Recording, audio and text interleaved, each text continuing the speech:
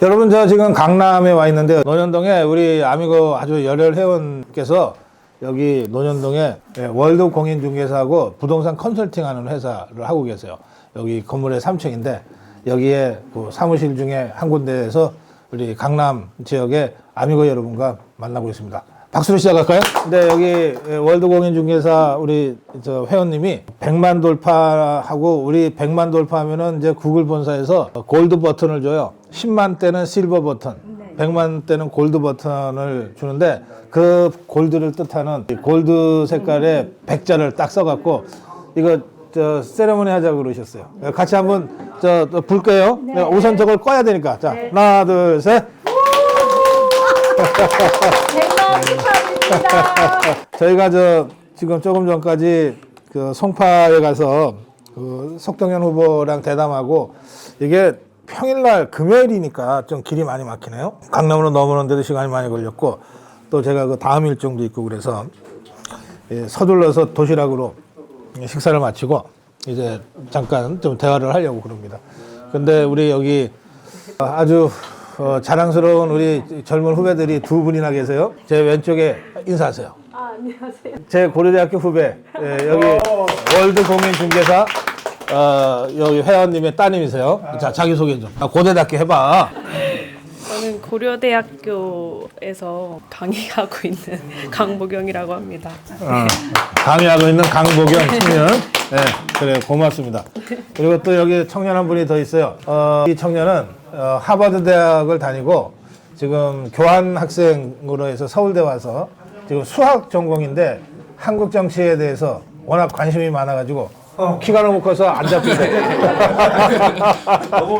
인사하세요. 네, 곽동현입니다. 네, 반갑습니다. 그래요. 그리고 여기 강남의 아미고 회원 여러분들과 함께 하고 계십니다. 제가 여러분들 질문을 짧은 시간이지만 어떤 질문이든 제가 받고 답변 드리고 그렇게 바로 진행하겠습니다. 어떤 질문 먼저 하시겠어요? 궁금한 것들 많으실 테니까. 요즘 이 정치 상황이 워낙 복잡해가지고. 자, 뭐 질문 있어요? 이준석 선배의 정치에 대해서 조금 네, 말씀 그래요. 부탁드립니다.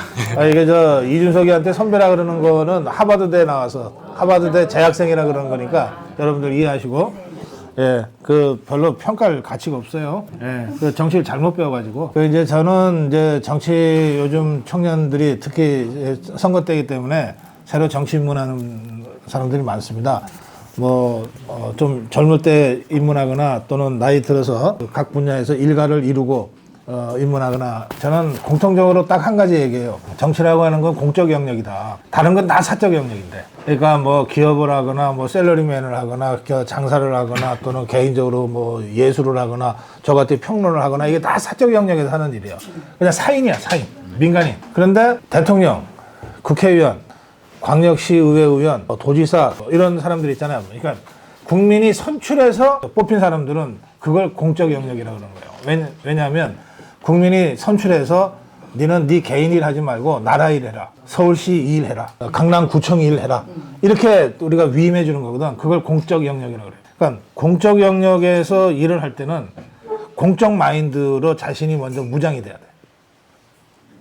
내 개인 정치보다는 나라의 정치를, 내 개인 이익보다는 이 강남구의 이익을, 강남 구민들의 이익을, 이게 우선되지 않으면 공적 영역에 있는데 자기 개인 이익이나 챙기는 정치꾼이 되는 거지. 그래서 지금 우리 자유파 국민들이 이준석이를 아예 정치인으로 취급도 안 하는 거는, 이자가 하는 정치가 가만히 보니까 자기 개인 이익을 위한 정치 일을 하는 것으로 이렇게 우리가 생각을 하게 된 거예요. 그러면 그건 논평할 가치도 없는 거예요. 이재명이를 우리가 그냥 이렇게 이름만 들어도 짜증나잖아. 왜 그래요? 이자가 공적 영역인 정치판에 있으면서 지 개인적인 이익을 위해서 막 국회를 움직이고 사법부를 막 하려고 그러고 막 그러잖아요. 그러니까 이거는 공인된 자격이 전혀 없는 자가 어쩌다가 정치판에 들어와서 어쩌다가 배지 달고 어쩌다가 당대표 되고, 이래서 우리가 그 자를 아예 인정하지 않는 거거든요.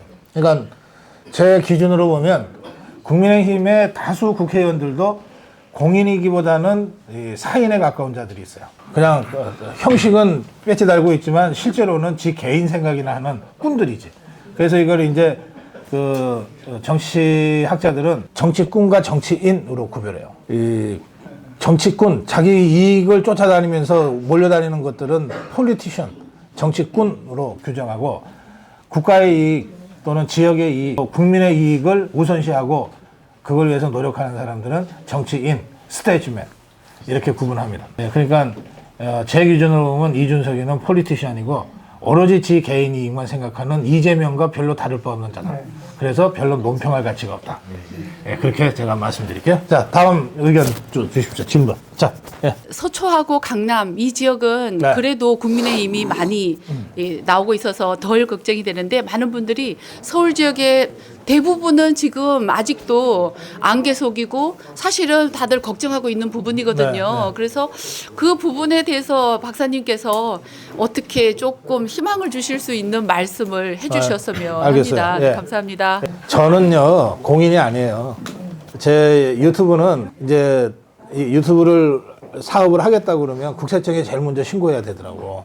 세금을 걷어야 되니까. 거기에 국세청에 신고할 때 제 직업은 정보 서비스업이에요. 정보를 사람들한테 서비스하는 그런 자영업자예요. 그러니까 저는 민간인이고 사인이에요. 그런데 이제 하는 일이 여러 사람들한테 영향을 줄 수도 있고 또 제가 다루는 영역이 국가와 정치라는 공적 영역의 일을 다루니까 저한테도 공적인 일을 한다라고 이제 분에 넘치게 그렇게 이제 봐주시는 거지. 실제로 저는 선출된 사람도 아니고 또 무슨 그 공무원에 임명된 사람도 아니고 저는 김영란법에 적용이 전혀 안 되는 사람입니다. 이 김영란법은 공적인 일을 하는 사람들한테 적용되는 법이에요. 그러니까는 예컨대 교사도 공립학교 교사는 김영란법에 저촉이 되죠. 공무원이니까. 그래서 캔커피 하나를 얻어 마셔도 이게 문제가 되는 거거든요. 그러니까 저는 여러분들이 이런 걸 주셔도 전혀 문제가 안 됩니다. 저는 사인이에요. 근데 제가 하는 일이 뭐 공적인 영역에 대한 평론이니까 그냥 여러분들이 그냥 좋게 봐주시는 거고요. 이제 월 질문으로 들어가서 말씀드리면 서울이 49개인데요. 한두 개가 조정이 혹시 있을지 모르겠지만 뭐 되게 그냥 48, 49이라고 보시면 되고요. 제 기준으로 보면은 한 최소 20개는 할 것 같아요. 지금 현재는 우리가 8개인가 갖고 있거든요. 예. 강남에 6개 하고 뭐 용산하고 뭐 이렇게 한 6개인가 뭐 8개인가 뭐 갖고 있는데 한 20개를 할 것 같아요. 그 선거 추세를 예측할 때 쓰는 기준이 두 가지가 있어요. 하나는 전선거나 전전선거 때 그 지역의 득표율이 어떻게 되냐. 이제 민심은 변하는 거긴 하지만 또 기본적인 민심은 있잖아요. 그러면 지금 우리 기준으로 봐서 직전 선거가 언제였냐면 재작년에 지방선거예요. 2022년 6월 지방선거. 그 직전 선거는 어디였냐면 2022년 3월 9일 대통령 선거. 그 후에는 선거가 없었잖아요. 이제 전국 선거를 따져야 되니까. 그러니까 2022년 6월에 지방선거 때 이를테면 강남에 우리 자유우파 국민의힘이 얻은 득표와 저쪽이 얻은 표. 그건 이제 49개 선거구별로 다 나오잖아요. 그거를 계산을 해보면 우리 쪽이 2022년 3월 윤석열 후보 때 이겼고 그 석 달 후인 지방선거 때도 이긴 지역이 나와요. 그게 한 20개에서 25개쯤 돼요. 그런데 25개는 조금 넘을지 몰라요. 우리가 그때 선전했으니까. 그런데 이제 그 후에 우리가 정권을 잡고 난 다음에 대통령 지지율이 우리 기대만큼 높게 유지가 잘 안 되고 뭐 이러면서 이제 최근에 여론 동향은 어떠냐 하면은 우리하고 저쪽하고 좀 비슷비슷하잖아요. 그리고 두 가지 우리가 유리한 게 하나 있고 불리한 게 하나 있는데 불리한 건 뭐냐면 어쨌든 우리가 심판받는 입장에 있다는 거예요. 그러니까 총선은 심판받는 여당이 좀 불리해요. 전통적으로. 그다음에 우리가 유리한 건 뭐냐? 저것도 심판할 수 있다는 거지. 저 586 기득권 세력을 심판해요.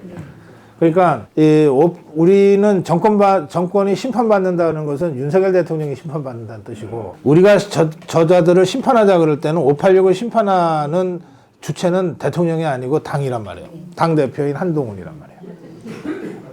그러니까 저 좌파들은 기를 쓰고 윤석열 심판을 위해서 윤석열을 부각시키는 거고 우리는 대통령이 지금 선거 치르는 거 아니잖아. 여기 당은 한동훈이 하는 거야. 너네 쪽 선수 누구야? 이재명이잖아. 하고 이재명 대 한동훈 구도로 우리는 만들어 가려고 하는 거야. 네.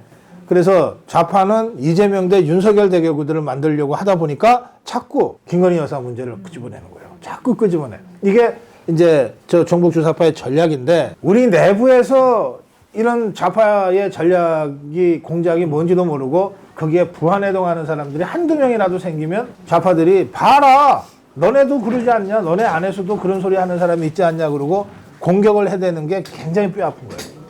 그래서 김경률이가 진짜 나쁜 짓을 한 거야. 진짜 나쁜 짓을 한 거야. 이게 우리가 7년 전에 박근혜 대통령 끌려 내려올 때도 저 종북주사파만 있었으면 절대 우리가 무너지지 않아요.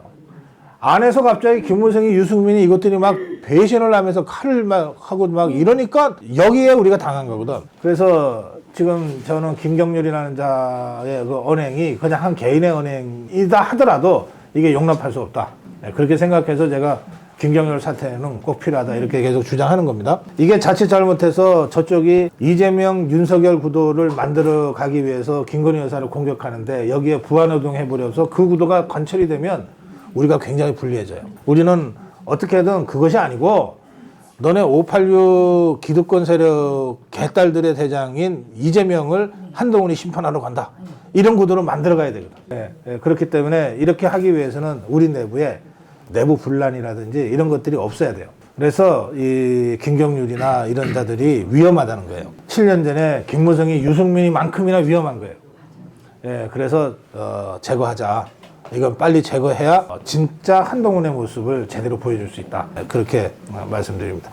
그런 우리한테 불리한 점이 하나 있고 우리한테 유리한 점이 하나 있어서 어느 쪽이 정권 심판 구도로 가느냐, 이를테면 이재명, 윤석열 대결 구도로 진짜 고착되느냐, 아니면 이재명, 한동훈 구도로 우리가 바꿔낼 수 있느냐, 이것이 마지막 변수입니다. 근데 바꿔내고 있는 중이죠, 지금 우리가. 그 구도를 만들기 위해서 대통령도 좀 감정을 잘 추스리고, 그 서천, 거기 화재 현장, 한동훈이 와라 그래서 같이 다니잖아요. 그런 방식으로 해서 이재명 대 한동훈, 한동훈 대 이재명 대결 구도를 만들어 가려고 대통령도 할 수 있는 한 모든 걸 다 하고 있다. 그리고 그 구도대로 될 거다. 그러면 우리가 유리하다.